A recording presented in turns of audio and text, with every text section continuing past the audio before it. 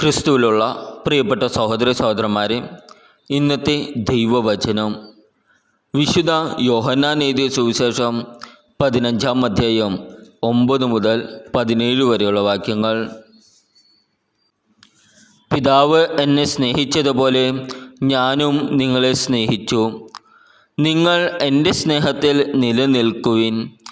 ഞാൻ എൻ്റെ പിതാവിൻ്റെ കൽപ്പനകൾ പാലിച്ച് ദൈവത്തെ അവിടുത്തെ സ്നേഹത്തിൽ നിലനിൽക്കുന്നത് പോലെ നിങ്ങൾ എൻ്റെ കൽപ്പനകൾ പാലിച്ചാൽ എൻ്റെ സ്നേഹത്തിൽ നിലനിൽക്കും. ഇത് ഞാൻ നിങ്ങളോട് പറഞ്ഞത് എൻ്റെ സന്തോഷം നിങ്ങളിൽ കുടികൊള്ളാനും നിങ്ങളുടെ സന്തോഷം പൂർണ്ണമാകാനും വേണ്ടിയാണ്. ഇതാണ് എൻ്റെ കൽപ്പന: ഞാൻ നിങ്ങളെ സ്നേഹിച്ചതുപോലെ നിങ്ങളും പരസ്പരം സ്നേഹിക്കണം. സ്നേഹിതർക്കു വേണ്ടി ജീവൻ അർപ്പിക്കുന്നതിനേക്കാൾ വലിയ സ്നേഹമില്ല. ഞാൻ നിങ്ങളോട് കൽപ്പിക്കുന്നത് നിങ്ങൾ ചെയ്യുന്നുവെങ്കിൽ നിങ്ങൾ എൻ്റെ സ്നേഹിതരാണ്. ഇനി ഞാൻ നിങ്ങളെ ദാസന്മാർ എന്ന് വിളിക്കുകയില്ല, കാരണം യജമാനൻ ചെയ്യുന്നതെന്തെന്ന് ദാസൻ അറിയുന്നില്ല.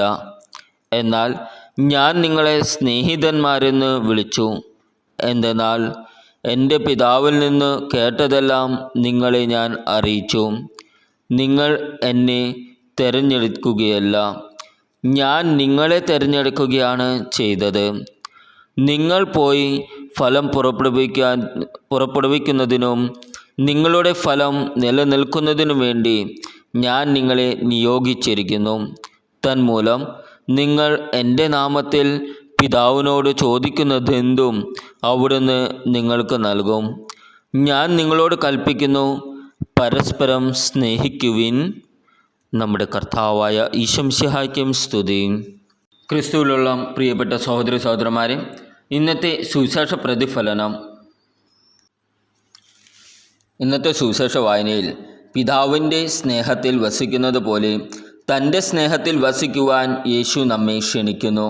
ഈ വിളി കേവലം ദൈവിക സ്നേഹം അനുഭവിക്കുവാൻ മാത്രമല്ല, മറ്റുള്ളവരുമായുള്ള നമ്മുടെ ബന്ധത്തെ രൂപപ്പെടുത്തുന്ന രീതിയിൽ ജീവിക്കുക എന്നതാണ്. യേശു ഇത് മനോഹരമായി വിശദീകരിക്കുന്നു. പിതാവ് എന്നെ സ്നേഹിച്ചതുപോലെ ഞാനും നിങ്ങളെ സ്നേഹിച്ചു. ഇപ്പോൾ എൻ്റെ സ്നേഹത്തിൽ നിലനിൽക്കൂ. ഇതൊരു നിഷ്ക്രിയ പ്രണയമല്ല, അത് ചലനാത്മകവും സജീവവുമാണ്. അത് നിലനിർത്തുകയും സമ്പന്നമാക്കുകയും ചെയ്യുന്ന ഒരു സ്നേഹമാണ്. തൻ്റെ സ്നേഹത്തിൽ നിലനിൽക്കാൻ യേശു നമ്മെ ക്ഷണിക്കുമ്പോൾ ദൈവിക കൃപയിൽ നിരന്തരം നവോന്മേഷവും ശക്തിയും ലഭിക്കുന്ന ഒരു ജീവിതത്തിലേക്ക് അവൻ നമ്മെ ക്ഷണിക്കുകയാണ്. തുടർന്ന് അവൻ ലളിതവും എന്നാൽ ഗഹനവുമായ ഒരു വ്യവസ്ഥ മുന്നോട്ട് വയ്ക്കുന്നു. നീ എൻ്റെ കൽപ്പനകൾ പാലിക്കുകയാണെങ്കിൽ നീ എൻ്റെ സ്നേഹത്തിൽ നിലനിൽക്കും. അവൻ്റെ കൽപ്പന നേരായതാണ്. അവൻ നമ്മെ സ്നേഹിച്ചതുപോലെ പരസ്പരം സ്നേഹിക്കുക. ഈ സ്നേഹം ത്യാഗപരവും നിസ്വാർത്ഥവും അനുകമ്പയുമുള്ളതാണ്. അത് ഏറ്റവും കുറഞ്ഞവരിലേക്കും നഷ്ടപ്പെട്ടവരിലേക്കും ഏകാന്തതയിലേക്കും എത്തുന്ന സ്നേഹമാണ്. അത് ക്ഷമിക്കുകയും സുഖപ്പെടുത്തുകയും പുനഃസ്ഥാപിക്കുകയും ചെയ്യുന്ന ഒരു സ്നേഹമാണ്. ഈ വാക്കുകളിൽ അവിശ്വസനീയമായ ഒരു വാഗ്ദാനമുണ്ട്. നമ്മുടെ സന്തോഷം പൂർണ്ണമാകും. ക്ഷണികമോ സാഹചര്യങ്ങളെ ആശ്രയിച്ചോ അല്ല, പൂർണ്ണവും നിലനിൽക്കുന്നതുമായ ഒരു സന്തോഷം സങ്കല്പിക്കുക. സൃഷ്ടാവ് നിരുപാധികം സ്നേഹിക്കുകയും ചെയ്യുന്ന ഒരാളുടെ സന്തോഷമാണിത്. അവസാനമായി യേശു നമ്മെ വിളിക്കുന്നത് അവൻ്റെ സുഹൃത്തുക്കളെയാണ്, ദാസന്മാരല്ല. അവൻ കൽപ്പിക്കുന്നത് നാം ചെയ്യുന്നുവെങ്കിൽ യേശുവിൻ്റെ സുഹൃത്തുക്കൾ എന്ന നിലയിൽ ദൈവത്തിൻ്റെ ഹൃദയരഹസ്യങ്ങൾ നാം രഹസ്യമായി മനസ്സിലാക്കുന്നു എന്നതാണ്.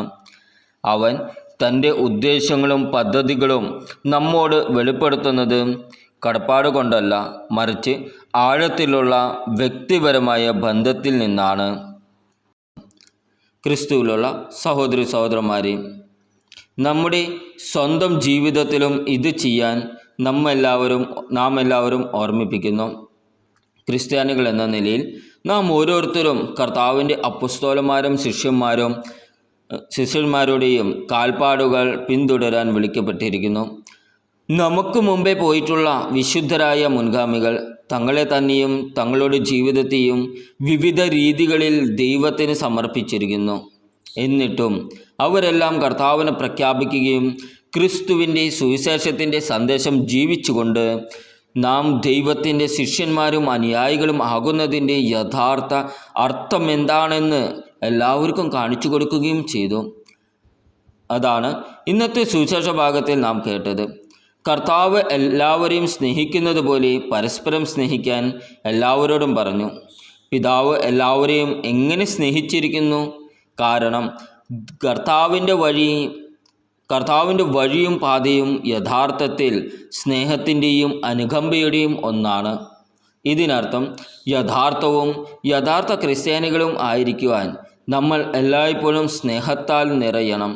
ഒന്നാമതായി തീർച്ചയായും ദൈവത്തിലേക്ക് നയിക്കപ്പെടണം. എന്നാൽ നമുക്ക് ചുറ്റുമുള്ള നമ്മുടെ സഹോദരന്മാരോടും സമാനമായ സ്നേഹം കാണിക്കണം. നമ്മുടെ കർത്താവും രക്ഷകനുമായ കർത്താവ് തന്നെ പാപികളെ സമീപിച്ച് നമ്മോടുള്ള തികഞ്ഞ സ്നേഹത്തിൻ്റെയും അനുകമ്പയുടെയും മാതൃക കാണിച്ചു തന്നതിനാൽ സ്നേഹമില്ലാതെ നമുക്ക് സ്വയം ക്രിസ്ത്യാനികൾ എന്ന് വിളിക്കാൻ കഴിയില്ല. കാൽവരിയിലെ കുരിശിൽ നമുക്ക് വേണ്ടി സ്വമനസ്സാലെ കഷ്ടപ്പെടുകയും മരിക്കുകയും ചെയ്ത നമ്മുടെ പല തെറ്റുകളുടെയും പാപങ്ങളുടെയും ഭാരങ്ങളും അനന്തരഫലങ്ങളും അവൻ നമുക്ക് ഓരോരുത്തർക്കും വേണ്ടി ചുമലിലേറ്റി. ദൈവത്തെയും നമ്മുടെ സഹോദരങ്ങളെയും എന്നും സ്നേഹിക്കുന്ന നമ്മുടെ ജീവിതം എങ്ങനെ ജീവിക്കുന്നു എന്നതിലും നമുക്ക് ഉണ്ടായിരിക്കണമെന്ന് ദൈവം ആഗ്രഹിക്കുന്ന തികഞ്ഞതും നിസ്വാർത്ഥവുമായ സ്നേഹമാണിത്. അതിനാൽ നമുക്കെല്ലാവർക്കും പരിശുദ്ധ അപ്പസ്തോലന്മാരുടെ കാൽച്ചുവടുകളിൽ വിശ്വസ്തയോടെ നടക്കാം. സ്വയം സമ്പൂർണ്ണമായി പ്രതിജ്ഞാബദ്ധരാക്കുകയും നമ്മുടെ കഴിവിൻ്റെ പരമാവധി പ്രവർത്തിക്കുകയും ചെയ്യാം. അങ്ങനെ നാം ചെയ്യുന്ന എല്ലാ കാര്യങ്ങളിലും നാം എപ്പോഴും ദൈവത്തെ മഹത്വപ്പെടുത്തുകയും പരസ്പരം നല്ല മാതൃകകളും ആയിരിക്കുകയും ചെയ്യും. നമ്മിലൂടെ കൂടുതൽ ആളുകൾ കർത്താവിനെ അറിയുവാനും കർത്താവിൻ്റെ പാതയിൽ നടക്കാൻ കൂടുതൽ സന്നദ്ധരാകാനും നാം എല്ലാവരും നമ്മുടെ സഹോദരന്മാർക്ക് വലിയ പ്രചോദനമാകട്ടെ. വിശുദ്ധ അപ്പോസ്തലനും കർത്താവിൻ്റെ നല്ല ദാസനുമായ വിശുദ്ധ മത്തിയാസ് പാപികളായ നമുക്ക് വേണ്ടി മധ്യസ്ഥ വഹിക്കുകയും ദൈവത്തിലേക്കുള്ള നമ്മുടെ യാത്രയിലും പാതയിലും സഹായിക്കുകയും ചെയ്യട്ടെ. നമ്മുടെ എല്ലാ പ്രവർത്തികളിലും വാക്കുകളിലും അവനെ പോലെ ആകാൻ നമ്മയെല്ലാം പ്രചോദിപ്പിക്കട്ടെ. ദൈവം നമ്മെ എല്ലാവരെയും ഇപ്പോഴും എപ്പോഴും അനുഗ്രഹിക്കട്ടെ. നമ്മുടെ കർത്താവായ ഈശോ മിശിഹായ്ക്കും സ്തുതി.